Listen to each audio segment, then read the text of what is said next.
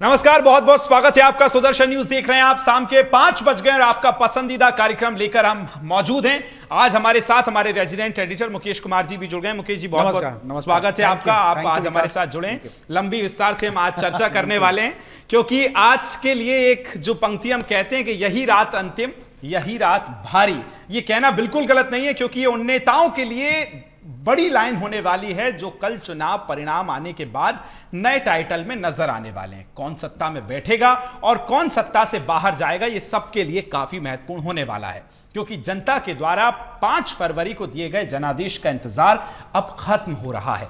दिल्ली में इस बार किसकी सरकार बनेगी, ये सवाल हर कोई पूछ रहा है। चुनाव परिणाम आने से पहले एग्जिट पोल ने पूरा बीजेपी के पक्ष में माहौल बना दिया है। मुकेश जी, बिल्कुल बना दिया है, या यूं कहें कि जो मार्केट कह रहा है, जो सर्वे कह रहा है, उसमें तो बीजेपी को एज मिला हुआ है। लेकिन कुछ जो एग्जिट पोल है उन्होंने आम आदमी पार्टी को भी दिखाया कि उनकी सरकार बन रही है, और किसी ने कड़ी टक्कर, जैसे सुदर्शन ने प्रबोधनी के साथ जो मिलकर के सर्वे किया था उसमें कड़ी टक्कर है। हम लोगों ने दिखाया कि दोनों के बीच में कड़ी टक्कर है, लेकिन एज जो है वो एज इनको बिल्कुल बीजेपी को है, और बीजेपी की सरकार निश्चित तौर पे जो है मुकेश जी आ गया पीछे स्क्रीन पे जो हमने कल डाटा पेश किया था, उसके आंकड़े भी आ गए। देखिए इसमें हम दिखा रहे हैं प्रबोधन का एग्जिट पोल है 33 से 36 सीट, यानी 36 से 35 चाहिए आपको, 36 है तो आम आदमी पार्टी की सरकार भी बन रही है। 34 से 37 सीट हमने बीजेपी को दिया है, बीजेपी की सरकार जो है उसकी बन सकती है। और कांग्रेस को 2 सीट है, और मतलब एक तरह से कहें उनका सूखापन दूर हो रहा है, और एक तरीके से राजनीति में जो उनका जो वनवास है,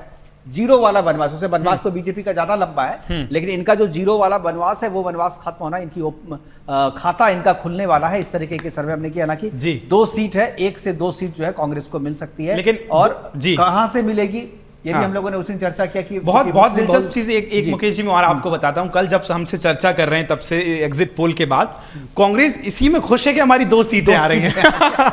नहीं, देखिए कांग्रेस के लिए जो है ना, ये सही में खुश होने वाली बात है कि जहां आप 0 आ रहे हैं, और ये केवल 2 सीट की बात नहीं है। अगर इनकी एक भी सीट ना आए और इनका वोटिंग परसेंटेज बढ़ जाए, क्योंकि ये भी अनुमान, जैसे मुझे लग रहा है कि उनका 7 से 8% जो है वोट जो है 2.5 से 3% इनको वोट मिलता रहा है पिछले 2 चुनाव में। तो इस बार अगर 7% मिल जाता है तो ये इनके लिए अच्छी बात है, सीट जीतने से ज्यादा। क्योंकि देखिए अभी मसला केवल दिल्ली विधानसभा चुनाव नहीं है, इसके बाद जो चुनाव होने हैं, बिहार में चुनाव होने हैं, फिर उसके बाद उत्तर प्रदेश में होने हैं, फिर उसके बाद कोलकाता वेस्ट बंगाल में होने हैं। तो इन जगहों पे इनको एलाइज के साथ जो आप बात करेंगे, जो डील करेंगे, जो सीट शेयरिंग की जो बात होगी, अगर वहां पर आप कमजोर पड़ेंगे, अगर आपको अपनी मजबूती दिखानी, तो आपको दिल्ली में दिखाना पड़ेगा कि आप जो है अपने, अगर कांग्रेस का टारगेट क्या है कि मैं अपना वोट परसेंटेज बढ़ा लूं और आम आदमी पार्टी को हरवा दूं, ताकि ये आम आदमी पार्टी को नहीं, ये जो है संदेश है दूसरे एलाइज को, दूसरे स्टेट में जो वहां पर तेजस्वी के साथ इनको अब नेक्स्ट जो बार्गेनिंग करनी है सीट की, तेजस्वी के साथ करनी है, उसके बाद इन्हें अखिलेश यादव के साथ बार्गेनिंग करनी है, तो वहां पर जब बैठे तो ये अपना बता सके कि भाई ताकत हम में भी है, हम अगर नहीं हमारी बात मानोगे, हम जीते ना सही, हम तुम्हें हरवा देंगे। बिल्कुल, तो ये दिलचस्प बात आप कह रहे हैं मुकेश जी, और इस पे हम एक अच्छी चर्चा करें उससे पहले एक बड़ी खबर हम आपको बता रहे हैं, जहां अपने नेताओं के खरीद फरोख्त का बीजेपी पर अब आरोप आम आदमी पार्टी ने लगाया है। इस सब के बीच बीजेपी ने भी उनके आरोपों के सबूत मांग लिए, और उसके बाद हो गई है पॉलिटिक्स की शुरुआत। लेकिन ये सारी बातें सिर्फ आरोप प्रत्यारोप तक ही सीमित नहीं हैं, बल्कि आगे भी ये जा रही हैं। तो क्या चुनाव परिणामों में से कोई फर्क जो है वो पड़ने वाला है? क्योंकि मुकेश जी, हमने देखा कि अरविंद केजरीवाल ने आरोप लगाया और कहा कि 15 करोड़ रुपए हमें दिए जा रहे हैं हमारे विधायकों को। आज चाय पे भी बुला लिया था सुबह उन्होंने विधायकों को। देखिए, डाइवर्ट करने का खेल जो है ना, वो अरविंद केजरीवाल बहुत अच्छे से जानते हैं। अरविंद केजरीवाल एक्टिविस्ट से पॉलिटिशियन बने हैं, तो उन्हें वो सारे नियम कानून और ट्रिक जो है वो पता है। आज की रात क्या है, अभी से लेकर के 5 तारीख से लेकर के 8 तारीख के बीच में, या यूं कहे मतदान खत्म होने से लेकर के परिणाम आने तक के बीच का जो कार्यकाल होता है, उसमें क्या है, अपने आप को बनाए रखना होता है। और किसी भी तरीके की चीजें अगर हो जाए, क्योंकि अभी ये खुद भी आश्वस्त नहीं है कि मैं हार रहा हूं या जीत रहा हूं। देखिए, एग्जिट पोल जरूर बीजेपी को बता रहा है, कुछ बीजेपी पोल जो है वो आम आदमी पार्टी को बता रहा है, और कुछ में कड़ी टक्कर बताई जा रही है। लेकिन पार्टी जो है अपने तरीके से जो है वो भी अभी जो है पूरी तरीके से कन्विंस नहीं, क्योंकि एग्जिट पोल पिछले चुनाव में भी गड़बड़ हुए थे, एग्जिट पोल के नतीजे सही नहीं आए थे। हम लोगों ने महाराष्ट्र में देखा है कि महाराष्ट्र में सही नहीं आए थे।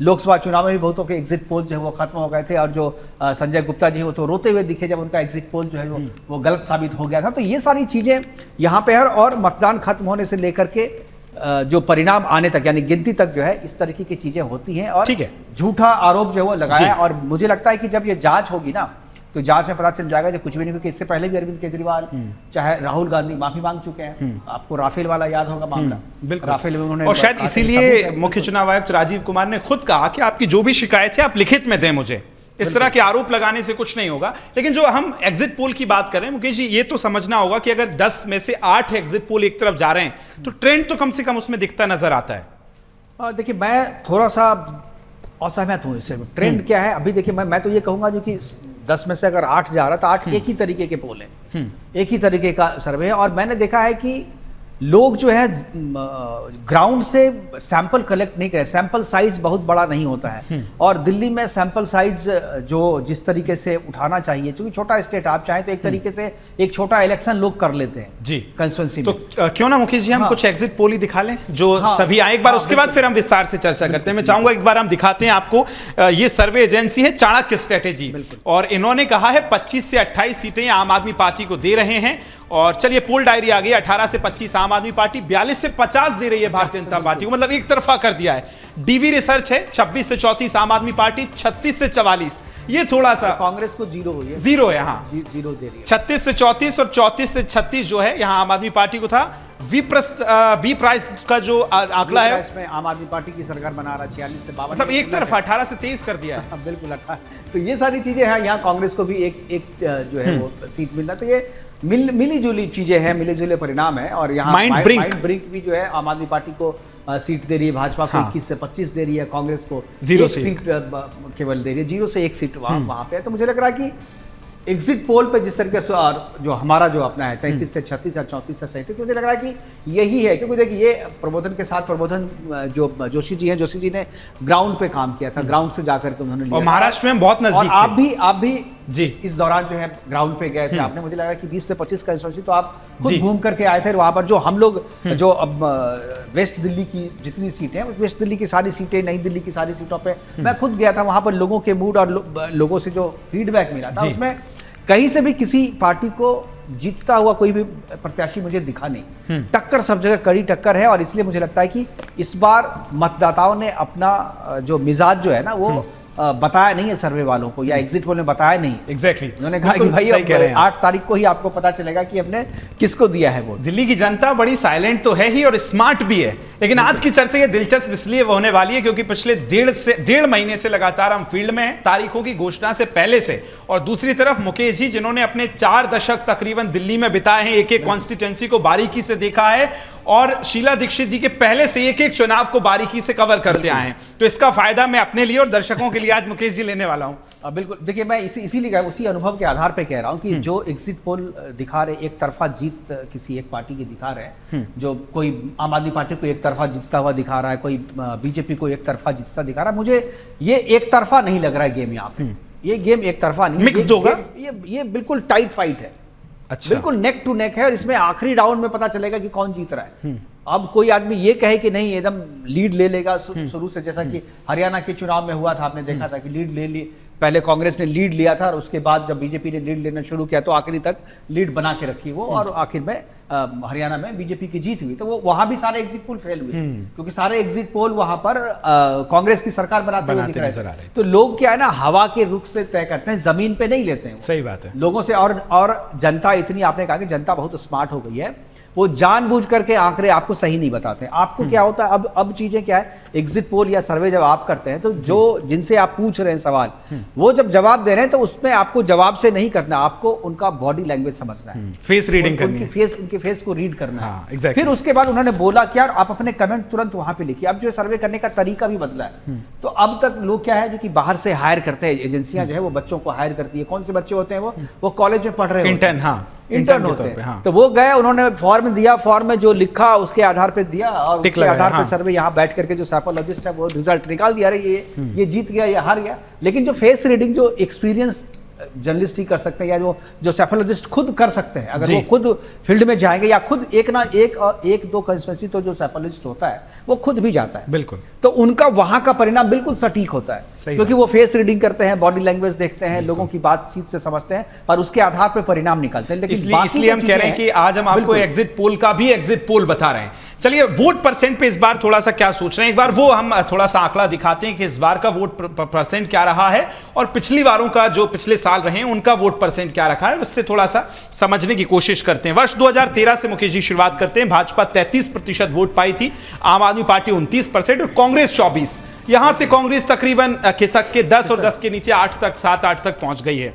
13 का यह चुनाव था, मिक्स चुनाव था। 2015 में थोड़े से हालात बदले, बीजेपी 32% वोट पाई, 54%, मतलब 50 से ज्यादा क्रॉस कर दिया। एक चीज और बता दूं कि 13 में सरकार बीजेपी की बनी नहीं थी, कांग्रेस और आम आदमी पार्टी ने बनाई थी, जो कि 45 दिन के बाद जो सरकार गिर गई थी। ये 2015 का हम आंकड़ा बता रहे हैं। चलिए, बहुत जल्दी से अब आगे बढ़ेंगे और आगे के जो आंकड़े हैं वो भी आपको दिखाएंगे। 2020 की हम अगर बात करें तो 38% बीजेपी के पास था वोट शेयर, 53% आम आदमी के पास था और कांग्रेस के पास 4.3। कांग्रेस की सबसे पहले शुरुआत करते हैं 2025 से अगर कंपेयर करें मुकेश जी, तो जो मैंने कांग्रेस के नेताओं से बात की, उन्होंने कहा था कि हमारा लक्ष्य 10%, वहीं से शुरू करते हैं। आपको लगता है पा जाएंगे 10%? 10% नहीं, उसके आसपास रहेंगे, लेकिन क्योंकि इस बार बीजेपी से उनका जो मुकाबला नहीं है, उनका आम आदमी पार्टी से है, और वो उनकी जो कोशिश है कि उनके वोट बैंक जो इनके हिस्से में, आम आदमी पार्टी के हिस्से में चली गई है, वो वोट बैंक अपना वापस ले, क्योंकि उनका वोट बैंक बीजेपी में शिफ्ट नहीं किया है।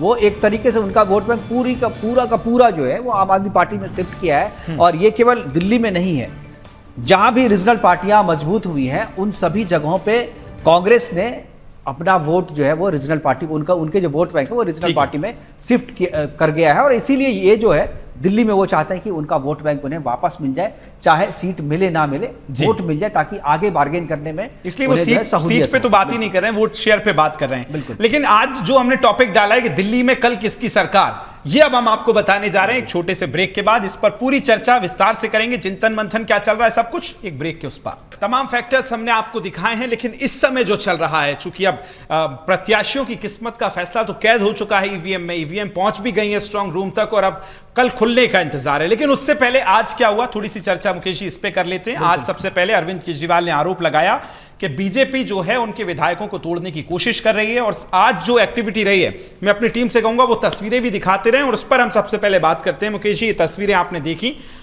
क्या इस राजनीति को कैसे आप देखते हैं, आरोप प्रत्यारोप? ये तो आज है, इससे पहले भी आपको याद होगा जो मुख्यमंत्री जो है आतिशी ने बीच में इलेक्शन के दौरान ही लगाया था कि उनके विधायकों को, उनके प्रत्याशियों को 8 पैसे देने का आरोप लगाया था उन्होंने, और वो भी जो है हवाई निकला। तो ये केवल चुनावी शोर है और मुझे नहीं लगता कि इसमें कोई सच्चाई है। और ये जांच अगर बिठा दी है, चूंकि अब देखिए ये लोग संवैधानिक संस्था पे आरोप लगाया जा रहा है, पार्टियों पे तो आरोप राजनीति में चलता है, लेकिन आप संवैधानिक संस्थाओं को भी आप नहीं छोड़ रहे हैं। कल अखिलेश यादव ने कफन खरीदने की बात कर दी, पार्लियामेंट में लेकर के चले गए। और आज तो राहुल गांधी और सुप्रिया सुले ने जो, और संजय राउत ने जो प्रेस कॉन्फ्रेंस की है विकास, वही मुझे लगता है कि वो भी बहुत बड़ा मसला है। और उसके बाद से चुनाव आयोग ने यह भी साफ किया है कि हम इसका देंगे, जवाब देंगे, लिखित रूप से देंगे और तथ्यात्मक जवाब देंगे, और जो चीज़ें वो साफ करेंगे। हालांकि आपको एक चीज़ और भी मैं याद दिला दूं कि ईवीएम पे जो पहले आरोप लगाए जाते थे, ईवीएम के बारे में जितनी भी बार आरोप लगे, उतनी बार चुनाव आयोग ने मौका दिया लोगों को कि आकर के आप साबित कीजिए, और लोगों ने साबित नहीं किया। पॉलिटिकल पार्टी आई लेकिन कोई साबित नहीं कर पाया। उन्होंने कहा कि आप अपनी जो टेक्निकल टीम है, उन टेक्निकल टीम को लेकर के आइए और साबित करके बताइए कि ये हैक हो सकता है, तो वो नहीं कर पाए। उसके बाद जब 7 जनवरी को चुनाव की घोषणा हुई थी, उसके पहले, सबसे पहले उन्होंने लोगों के जो पॉलिटिकल पार्टी थे उनको जवाब दिया कि ईवीएम पे जो भी सवाल उठा रहे थे उसका उन्होंने बखूबी जवाब दिया। तो अब जो है वो ईवीएम पे सवाल नहीं उठा करके अब क्या है, जो पूरे संस्था पे ही सवाल उठाया जा रहा है, पूरे संविधान पे ही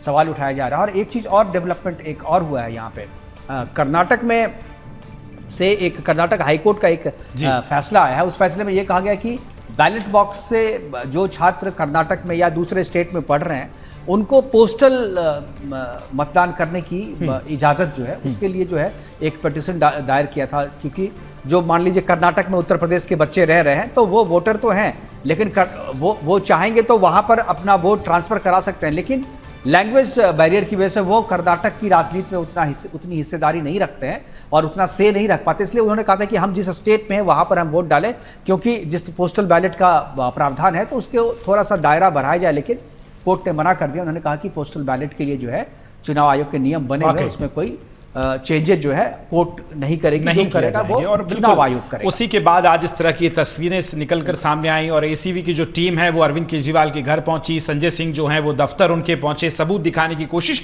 तो इस समय आज ये राजनीति चल रही है। बहुत छोटे से ब्रेक के लिए रुक रहे हैं, ब्रेक के बाद आएंगे तो कुछ और चर्चा आपसे करेंगे।